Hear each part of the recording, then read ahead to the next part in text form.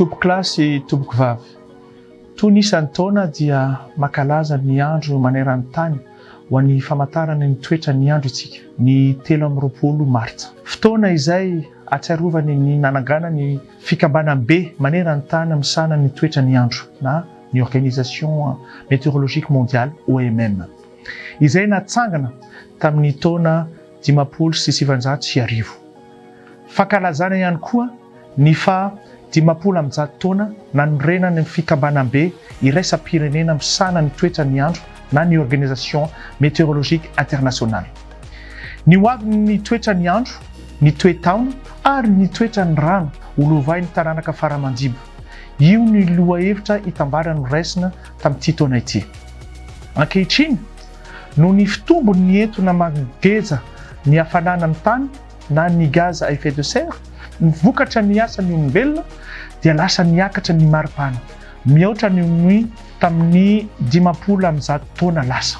Vokatra an'izany dia miha-mahery vaika ny toetra ny andro, miha-mafana sy be asidra ny ranomasimbe, miakatra ny avon'ny ranomasina ary mitsonika ny ranomandry. Iainantsika eto Madagascar tanteraka izany fiovanan'ny toetra ny andro mahery vaika izany. Hitantsika ny farany teo tamin'ny rivodoza mahery vaika Batsiray ary indrindra ny rivodoza Fredy izay voasikady anisan'ny rivodoza ela niaina indrindra ary namela takaitra teto an-tanindrazana. Mila mandray andraikitra farafahaingana isika ampihenanany ireo entona manangeja hafanana mba ahafahan'ireo taranaka faramandimy haina ny lafitra ny loza voajanahary mahery vaika. Tompoko klasy, tompoko vavy. Amin'izao andro fankalazana izao dia memela ainareo hisarika ny saintsika.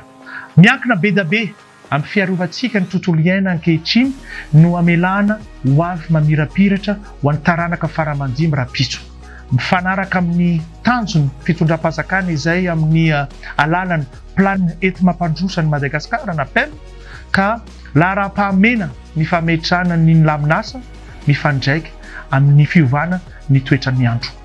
Eto am-pamaranana dia fisaorana sy fankatelemana no atolotra ho an'ireo mpiara-miasa eo anivon'ny foibe famantarana ny toetrandro noho ny anjara biriky goavana entin'izy ireo amin'ny fitsizovana ny fiarahamonina mirindra lafitra ny loza ara-boajanahary hiarovana ny ainan'ny mpiarabelona sy ny fananana.